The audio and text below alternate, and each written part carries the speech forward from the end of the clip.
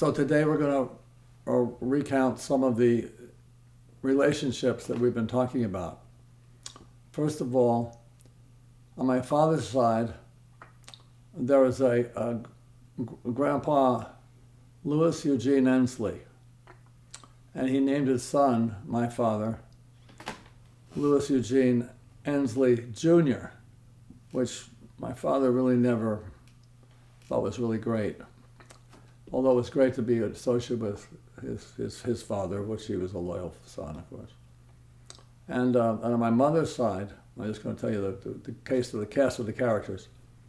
My mother's side, my grandfather on that side was Tom Allen from Ireland, and he and his father and their mother came to America when there was a potato famine, and one of the children died. They had 7 children, one died, and they said, we got to get out of here, because the famine was continuing and other children were dying, so they got on a ship and came to America. And but let's go back to my grandfather on my father's side first. Okay, he was born in basically in Indiana, from a farm family. There was there were 4 brothers, all named. They were all named. They were all in a family. I'm not sure that their last names were all Endsley, but I think they might have been. Anyway, and so there was a land. There was a section of land. That's how they used to call it in the old days. Section of land is 640 acres, and they split it up into 4 sections, each about 160, and then my grandfather and his brother got farms next door to each other. Okay, in Indiana. And so my grandfather was the son of one of the families, and next door his cousin was also a son of one of his other family, and they were both about the same age. And when they were about 9 or 10, they both got rheumatic fever, which is a bacterial infection with some sinus infection that includes the heart and the throat and the mouth, and also includes musculoskeletal areas in the face and neck. And the doctor was called out to see these 2 kids. They were both about, as I said, 10, and both had rheumatic fever. And he evaluated the 2 kids, and he evaluated my cousin, my grandpa's cousin, and the doctor said these 2 kids could easily be dead in 6 to 12 months, because this rheumatic fever was killing people all over there. They had no antibiotics in those days. They had no treatment. And so they lived in fear for years that their child may die, okay, on both sides. And on the other side, he did die. And so when they were in a farm family, normally they weren't allowed to go through much through 5th or 6th grade. Why? Because they needed them on the farm for manual labor. So all the other boys had kids. His brother was named Clem.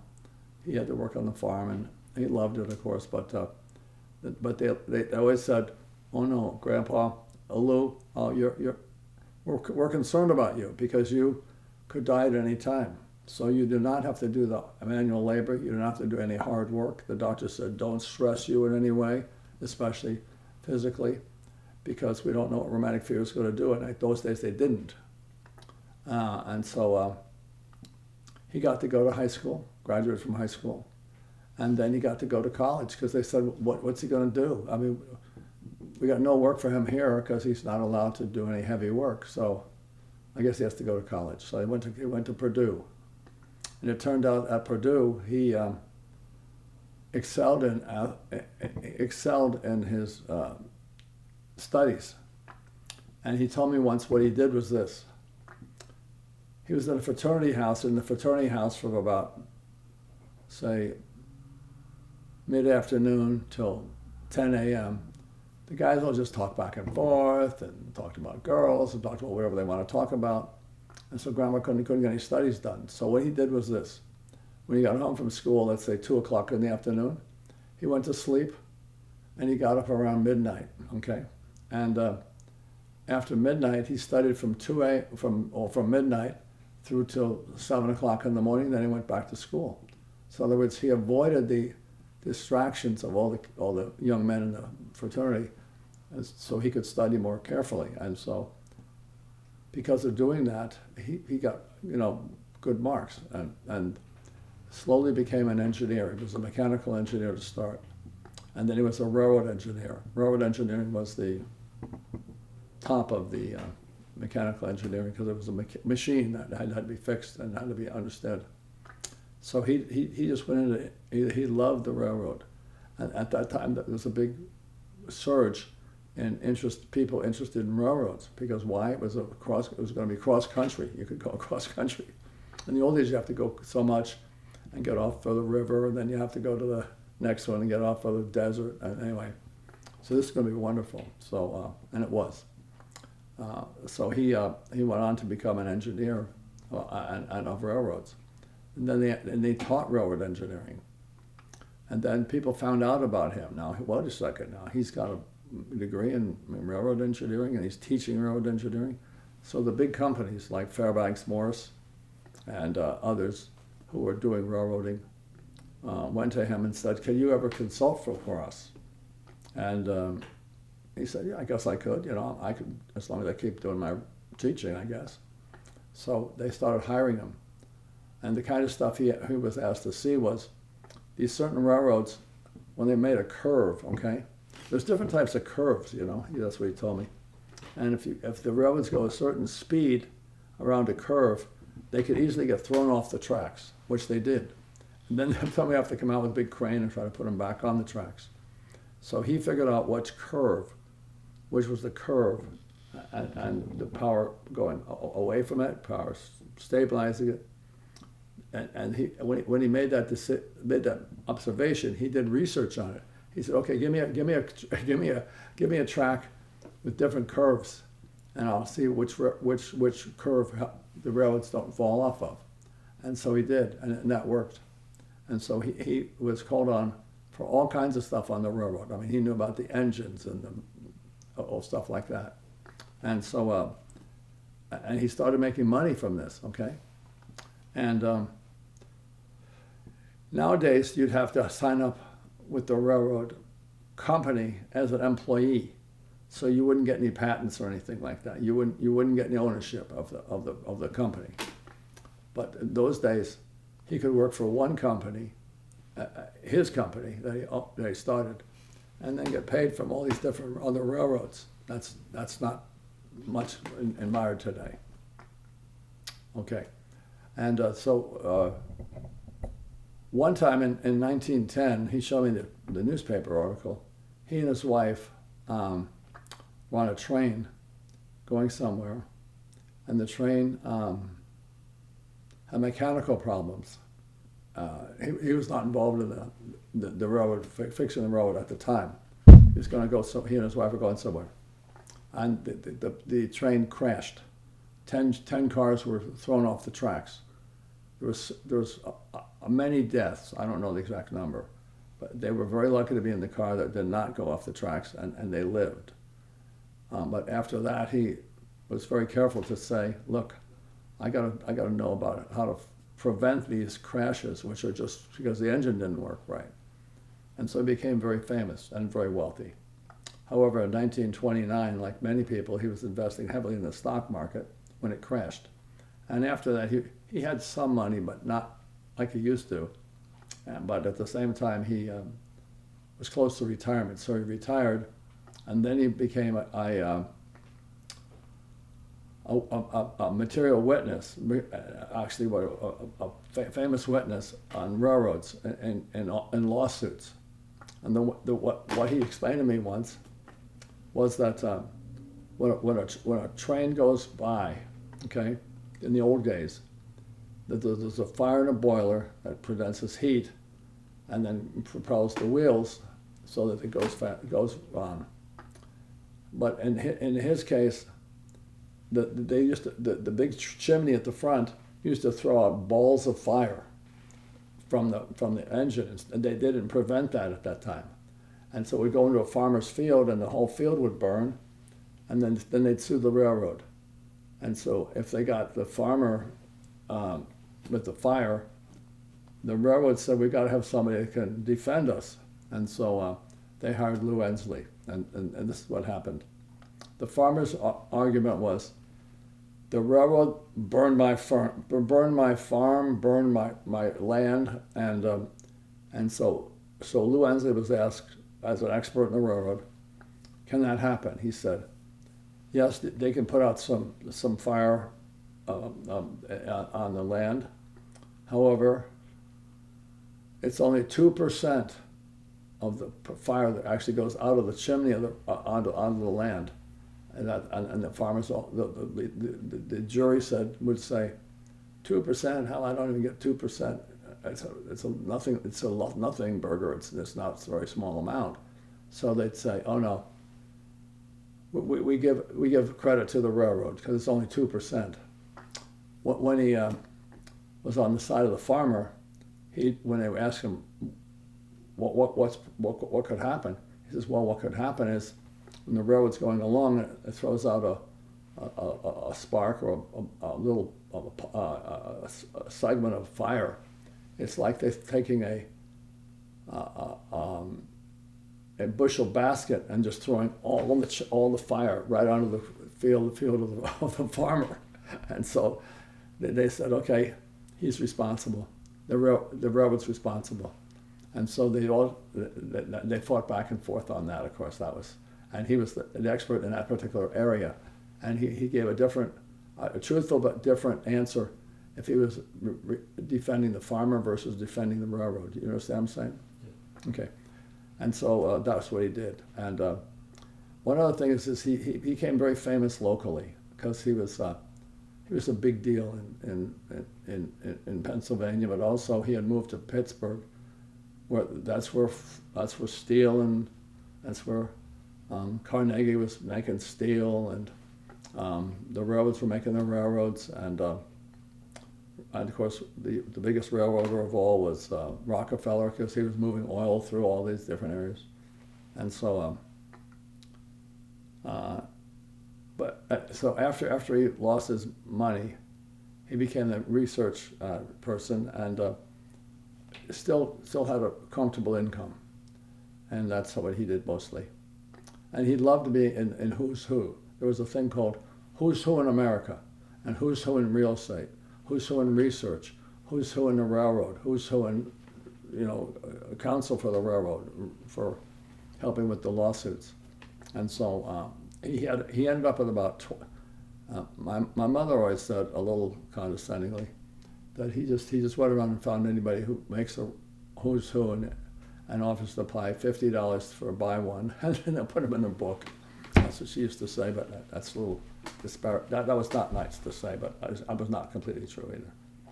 And so that's him. And now my grandmother, who he married, her name was Barkus.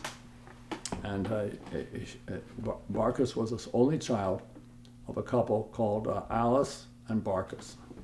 And so when times got tough during the tough part of this recession, it was more than a recession, it was a depression, and people got no money. And the farmers weren't being paid very well. A lot of people went bankrupt. A lot of people had to give away their railroad, not the railroad, had to give away their whole land because of the banks were closing on them. And so what happened was Mr. Barkus decided he wanted to go out west. He had heard, go west, young man, go west. So he wanted to go out west and make money, okay? And he said, come back and take care of Alice and little baby Louis. But no, I take it back. I apologize. Correction. Barkus had one child, and her name was Alice. And Barkus was married to, of course, Mrs. Barkus. And so he went out. He was going to go out west and strike it rich, or like everybody was hoping for. And he kissed them all goodbye, and he said, "I'll contact you when I'm able." And neither one of them, his wife or his daughter, ever saw him again. There was no communication. There was no telephone. There was no nothing. There was no, unless he gave you an address where to write a letter to, and he didn't. And so here's poor Alice and her mother, Barkis. And they had to take in cleaning, and they had to take in washing, and they take in knitting and sewing for people to scratch out this small amount of money that they got. Why is it a small amount? Because they're in the middle of a greatest depression in the world, in America. And so along comes Lou Endsley, and I don't know how they got together, but they really liked each other. They fell in love, actually. And my grandpa used to tell these stories. He used to be out in the buggy, and he'd say to Alice, "Can I kiss you, Alice?" "No, not yet. I got to know you." But my grandfather once told me privately, and with great sadness, that he actually fallen in love with a different lady who he really, really loved. Okay, and she was the daughter of a prosperous farmer. So the father said, "You cannot marry him. I forbid you to marry her. Forbid you, and he got his daughter to agree to that." So he lost the love of his life. And in later years, after he became a professor and an expert in railroads and blah, blah, blah, and become locally famous, he met the father of the girl that he told not to marry him. And he said, "Louis, I want to apologize to you. I read you wrong. I didn't know who you were or how successful you were going to be. We were concerned about you, Louis, because you allegedly had heart disease and you could die at any time. And you weren't making any money. You were not allowed to be a farmer. And the farmer was the only way you could make money in southeastern Indiana at that time." And so he apologized to him for not letting him marry the girl he loved. Anyway, he said, I made a mistake. He apologized later. That was nice. Not everybody apologizes later, so that was a big deal. And so and so they had, the two of them together had two kids. My dad, Louis, and the sister was Edith. And Edith became a psychologist, and later she transferred into the library. She loved books, and she became the librarian at Pitt. Pitt is the Pittsburgh University. And of course, Louis went to Purdue, went to the Army, and fought in World War. Didn't fight. He was involved in the Pentagon in World War II, basically, and then went back to Texaco, where he became head of and director of the research and technical at Texaco, which was happened to be located in Poughkeepsie, New York, actually a little south of Poughkeepsie, New York, in a place called Fishkill.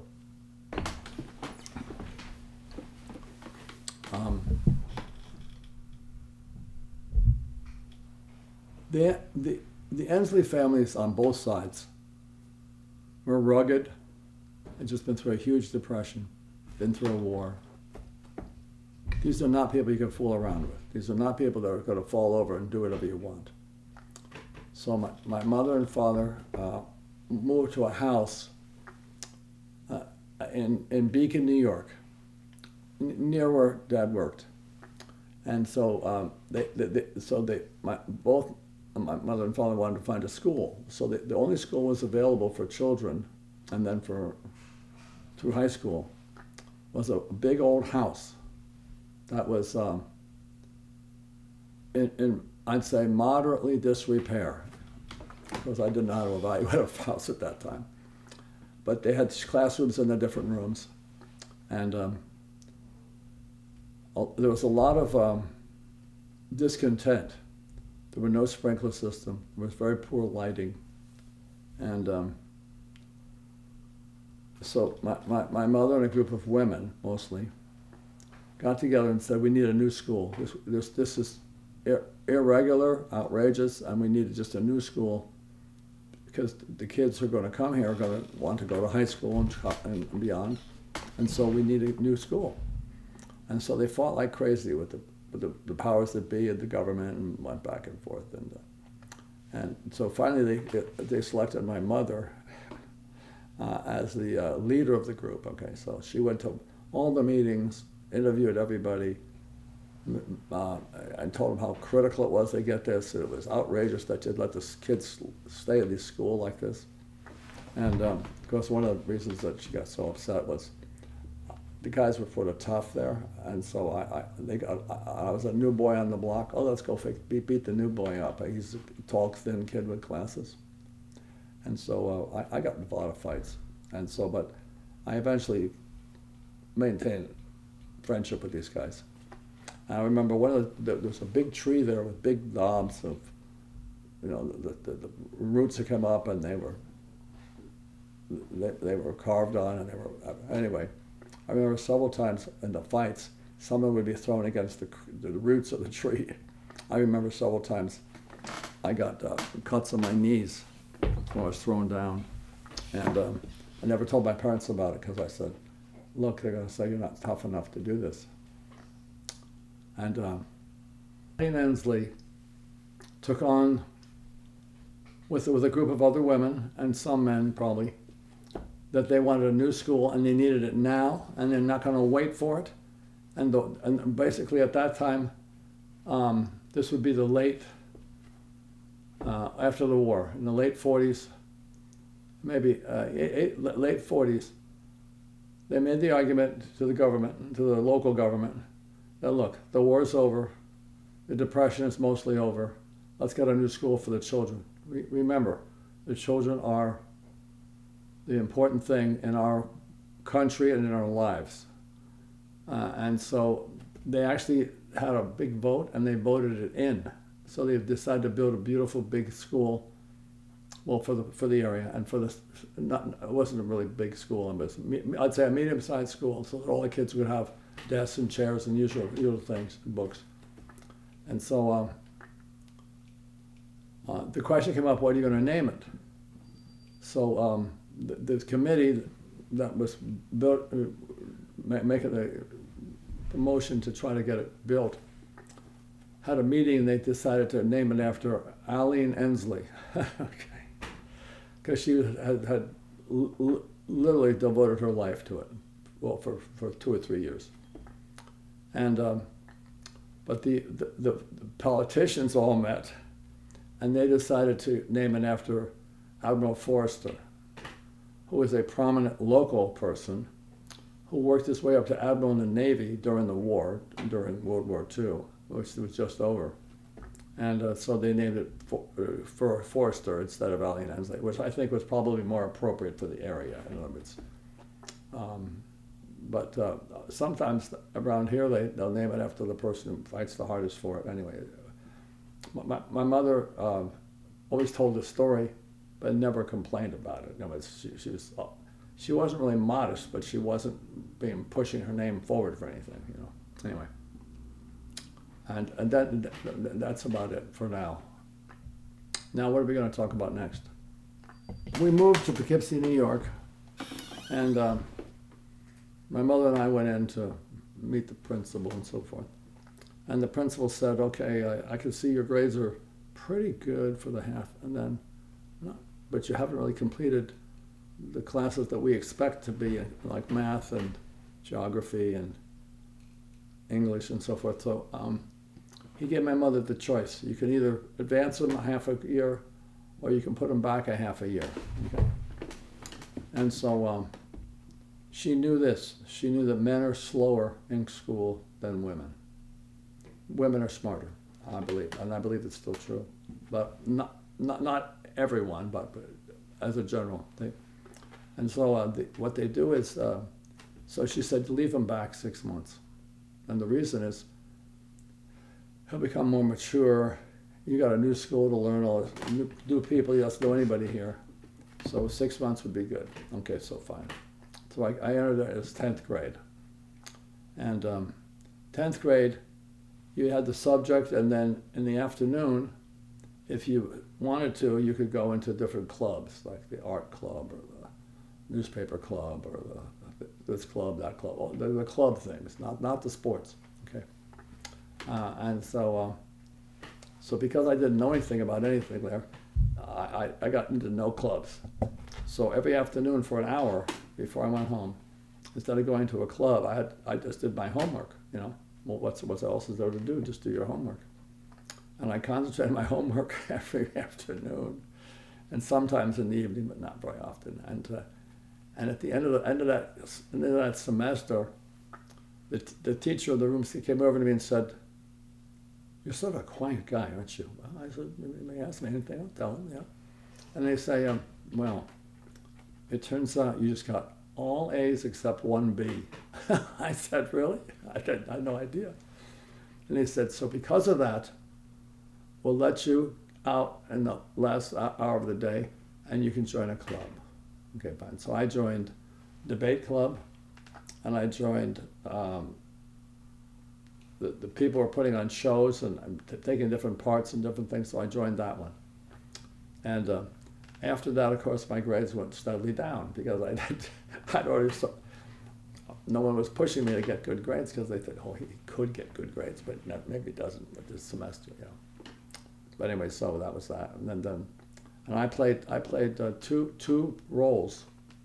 I played in a minor one-act play. Then I played in 2 3-act plays, and I was the captain in. It was a Japanese relationship with Americans. Tea House of the August Moon. I played the captain in that, but that was a minor program. It was a big title, but it was a minor. It was the real guts of the show was a man and a woman overcoming their separate origins, falling in love, different issues, what the parents think, and this and that. And so that was a really great show, and still is, and probably should be played in high schools around here if they want to. And then the other one I was in was Mr. Roberts. Mr. Roberts was a young lieutenant, okay, in the Navy, and he had the usual problems with authority and with scared of some things, very good in others, and I was the captain in that one also because I wore my dad's old uniform,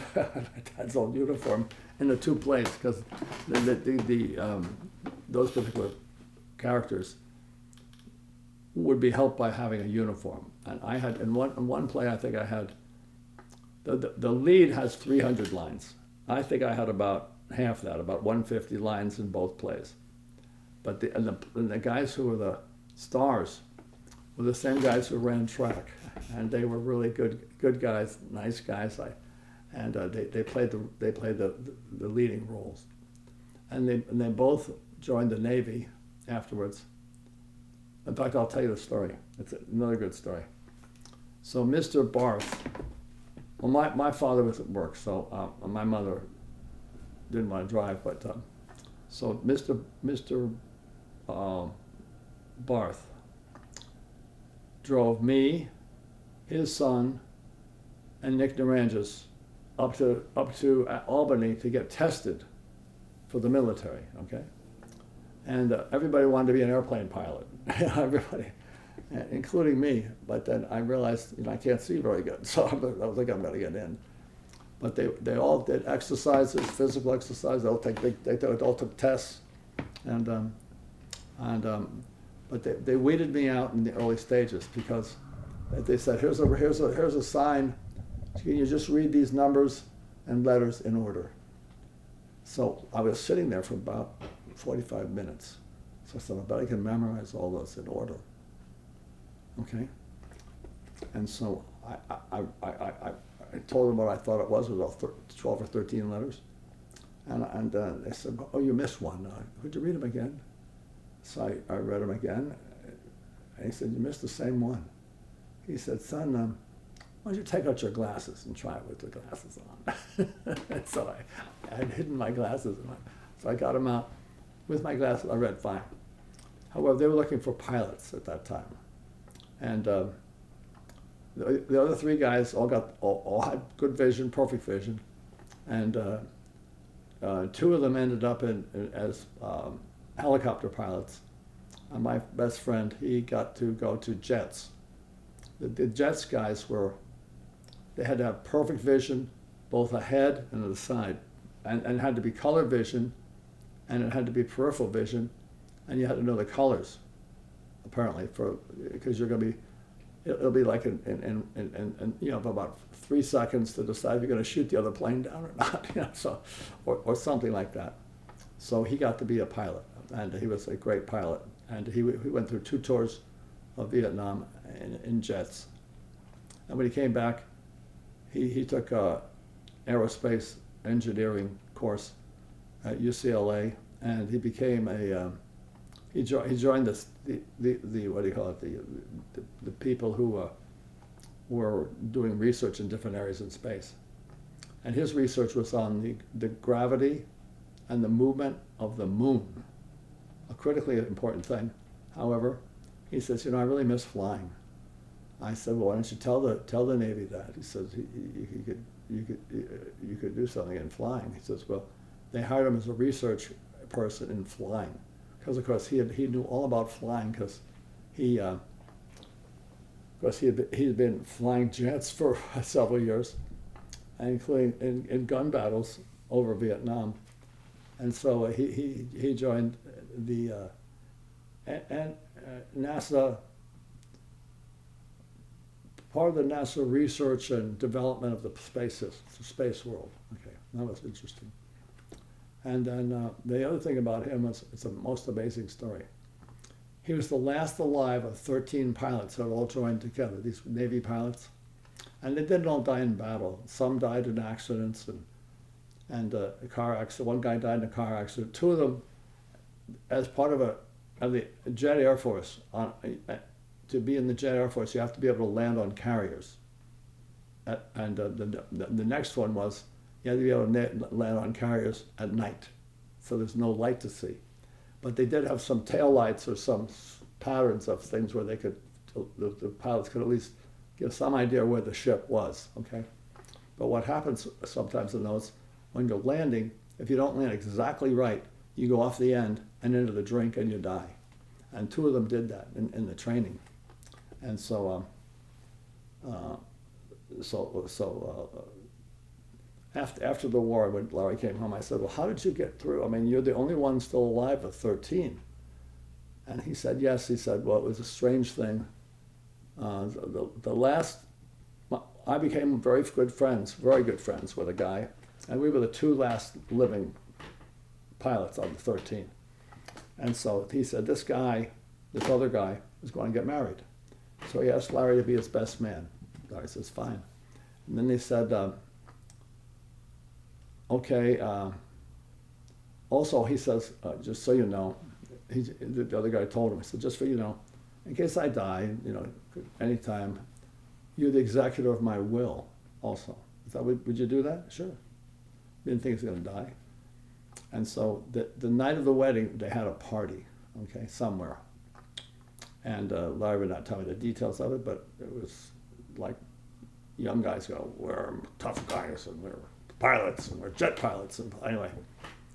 And so Larry was to go pick up the bride and bring her, which he did, brought her to the place where they're having the wedding. Because technically the man and the woman who are getting married should not see each other the day until the wedding, okay? And so he said, fine. So Larry picked up the bride and brought her over there. And then they couldn't find the guy. And it turned out that he was living on the highway, and the highway went down and around a little bit, and maybe a lot, and he went off the cliff and down into the valley and died. So now here's Larry, the best man at the wedding, okay? And now he's the executor of the will.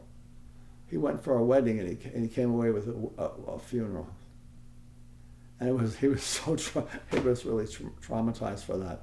His best friend dies, and he's the best man at the wedding, drives the bride over, and then he had to stay another 2 or 3 months to settle all of his settles and do the lawyer perk of death and so forth. And it was a real traumatic for him because now he's the last guy alive in that 13 group. Anyway, it was heartening, disheartening. It was a terrible thing. Anyway, Larry in high school was better than me in everything. Only by a few points sometimes, but he was always better than me. Like I was like ninth in the class, and he was like fifth. And he was a better football player than I was. He was a better basketball player than I was. He was better on the SATs than I was. And so then the other thing about us, it was interesting. One night, in our senior year, we found out that there was going to be a free lecture in the evening at Vassar Hospital, which was close to us. And so one of the lectures was on how the moon turns around, and that was it. For Larry to get excited about things, they were talking about how the orbits of the moon, orbits of all the planets, sometimes shift around, and and if they're blue, they're coming at you. If they're red, they're going away from you. So by knowing what the solution, what the planets are doing at any particular time, because they're all sort of a bundle or some trajectory, the similar trajectory. If the galaxy is blue, it's coming towards you. If it's red, it's going away. So that really excited him, and he took that on as his life's work. And the other lecture was on a medicine topic. It was on formaldehyde. And in those days, formaldehyde was sort of like, it was getting more popular in the world, and especially in cleaning things and so forth. And formaldehyde was used in burials. You would drain all the blood out of the body, then put formaldehyde in, and so and then you could bury them, and they'd last longer in formaldehyde than in blood. Okay, anyway. So I learned all about that, and also formaldehyde. If you take too much formaldehyde, you go blind. So I thought about never touch formaldehyde, I'd go blind. So that's one of the reasons I went into medicine. So we went to these 2 lectures, and he became an astronaut and then a physicist from Cornell, for guiding NASA on different things about space exploration. And I became a doctor. And that just one night, we went up. We both were excited and in different things, but we both were gained by those lectures at night. Just those 2 lectures set our professional courses on the track we led, not knowing it that night, however. Okay.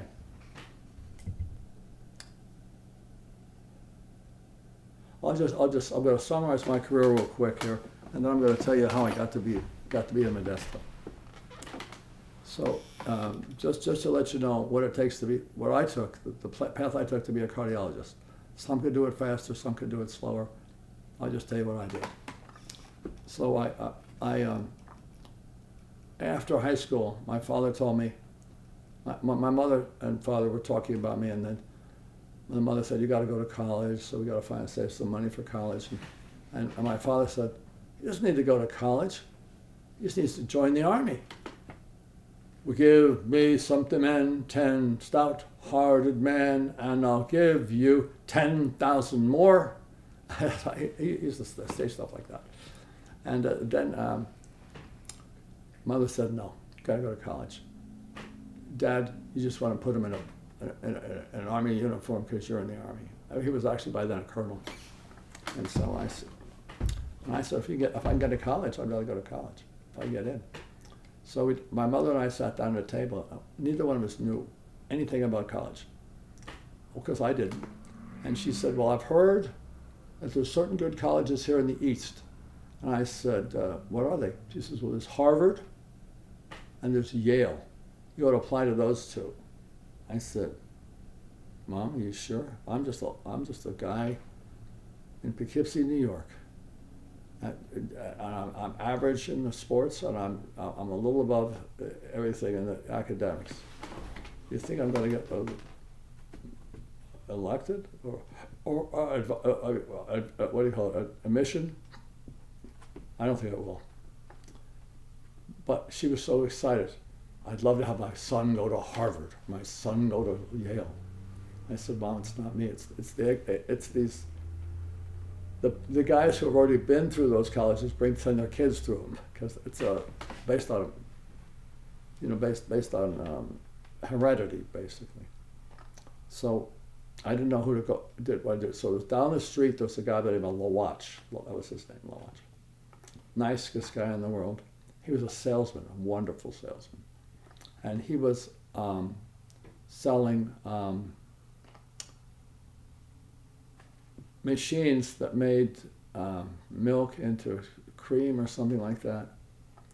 And he was selling it for a company in Europe, one of the companies that makes a lot of milk. And Lawatch was the name, his name, and then the name of the company was, I forget.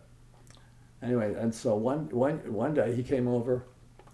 He invited these guys, all these guys came to Poughkeepsie, to Lawatch's backyard, and he would make a pitch for his machines from the foreign country. And he said, Steve, you come on along and listen. Okay, so I came along and listened. And it was so smooth. I mean, he was talking about all good things about his machines, which I guess were very good, and went back and forth on them. And so after they left, I got to talk to Lawatch. I said, he said, how you doing, Steve? I said, I'm good. I'm having a little trouble getting into college. He says, oh, really?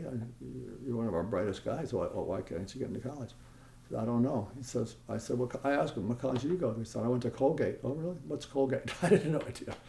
And he says, it's in the middle of New York. It's a very good school. And it'll teach you a lot.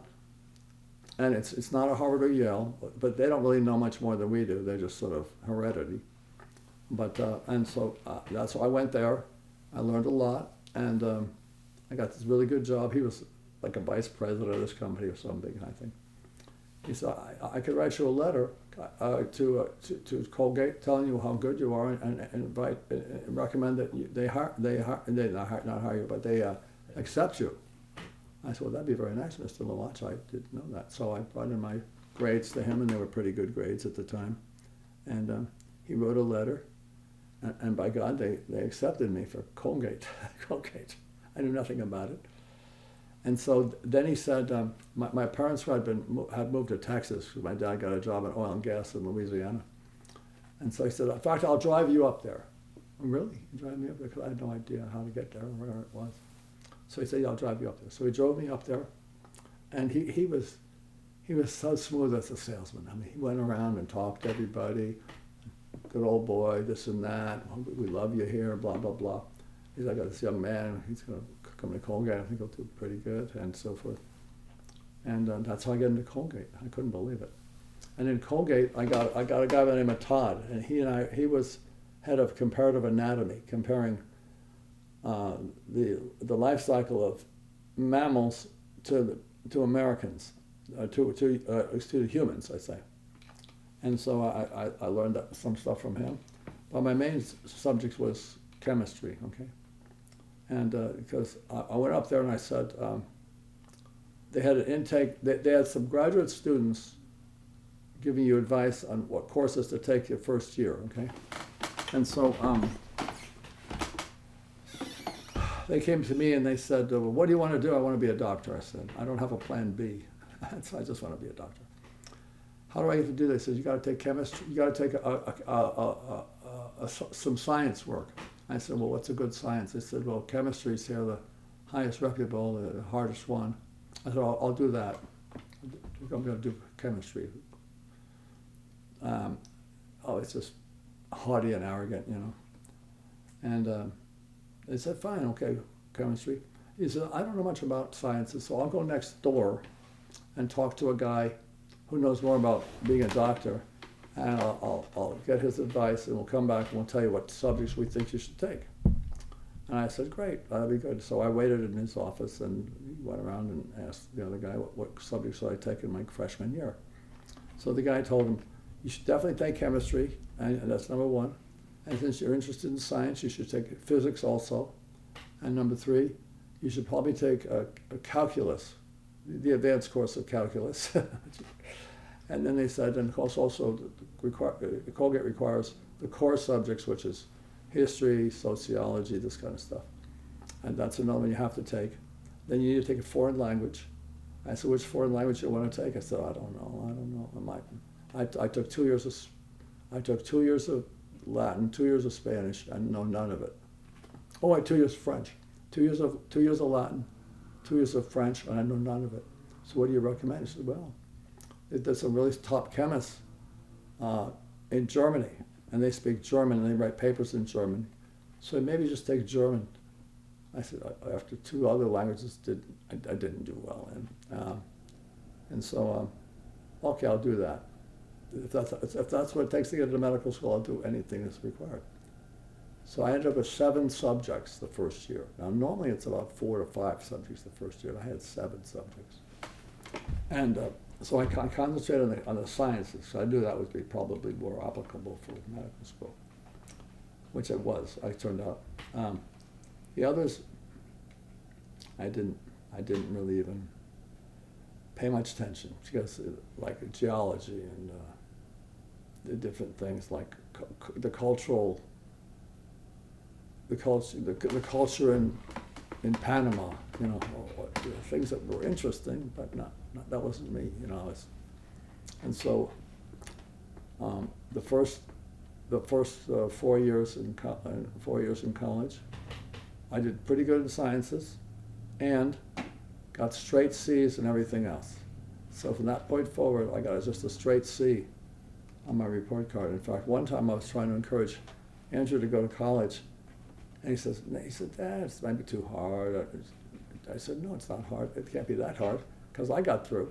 So what do you mean you got through? You always got good marks. I said, so I got up my report card, and I don't know if you remember this, and I showed you they're all C's.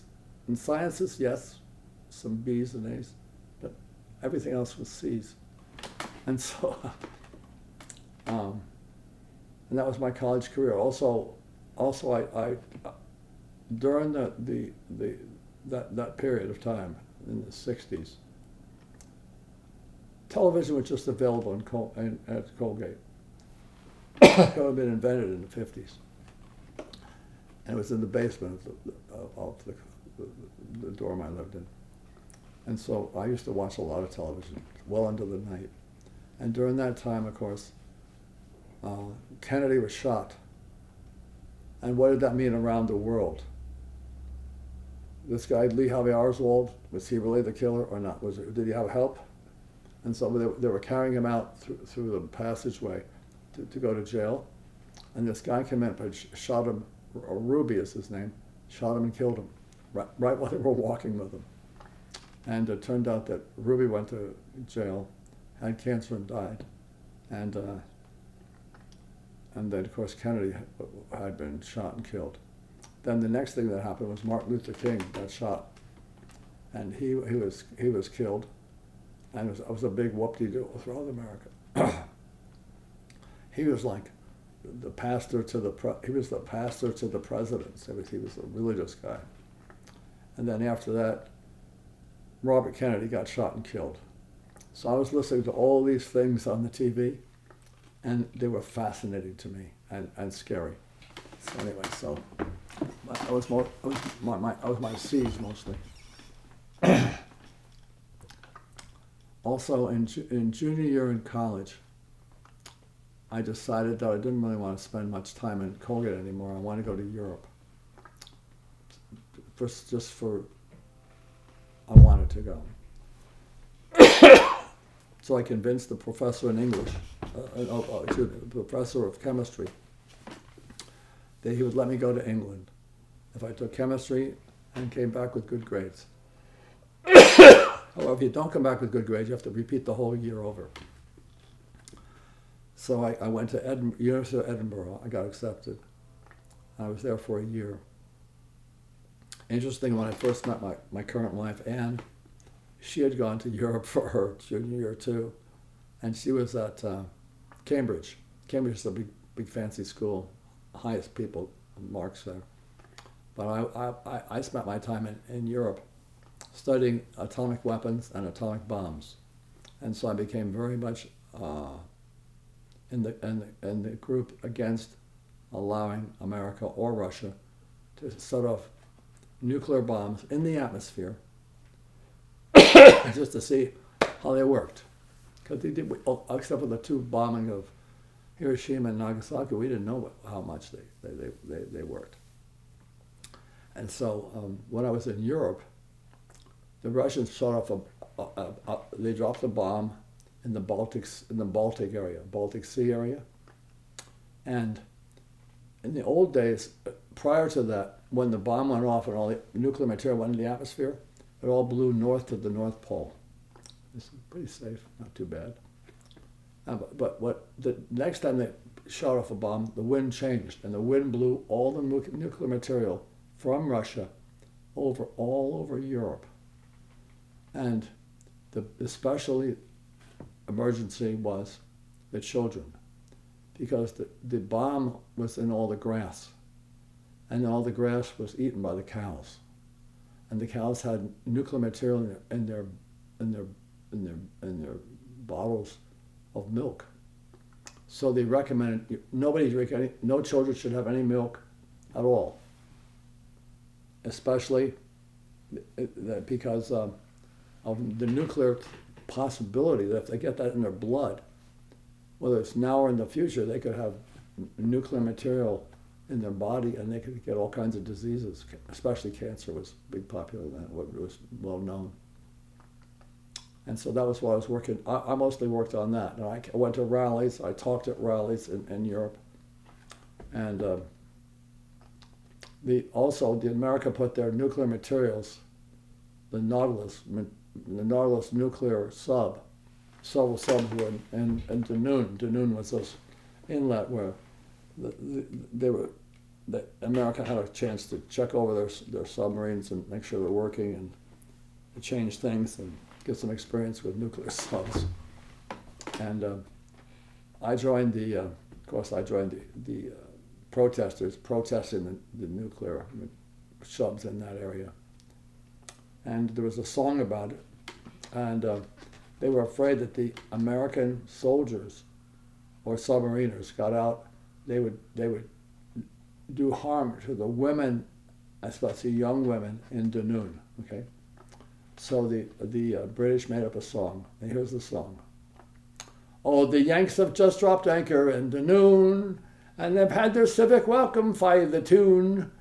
They walk up the measured mile. When the girls walk up the measured mile, there's a measured mile there. When they walk up measured mile, Bonnie Mary of Dunoon was wearing fancy goons beneath her gown. And that's where they're worried about the women getting involved with the soldiers. And so I gave a speech there at the meeting, all about the nuclear materials, because I had studied all the details of it. I read several books about it. Anyway, and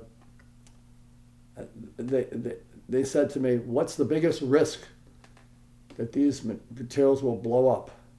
And I said, but I was partly kidding, but they got it. Well, I think the English squirrel and the American squirrel are the biggest risks to nuclear bombs going off. What about the squirrels? Well, tell me what that is. I said, well, see, these squirrels, they like to chew on things, and they like to chew on them. And outside, there's wires that go between the bomb and the explosive device. And so if it's been proven, and it was proven even then, that if a squirrel chews through one of them and touches the wires together, they can actually blow up an atomic bomb. At the time, that wasn't known and it wasn't controlled for. Anyway, so I came back and I knew all about that. So I started at Colgate a committee against nuclear weapons in the atmosphere. And I had about 20, 25 people go to it, and one of the guys knowed how to play the piano. So you know, you've been thinking all the, what do you call it, the guys down in the streets in America, all the protesters and all they played a lot of music, said a lot of songs. So I had some of the guys from Colgate were willing to play songs as part of the meeting. So I had 2 meetings like that. And then the university said, yeah, you really need to do this anymore. I said, no. And then the school said I had to stop having meetings. That's always I said, it's okay, I done what I can, both in America and here and in Europe. That was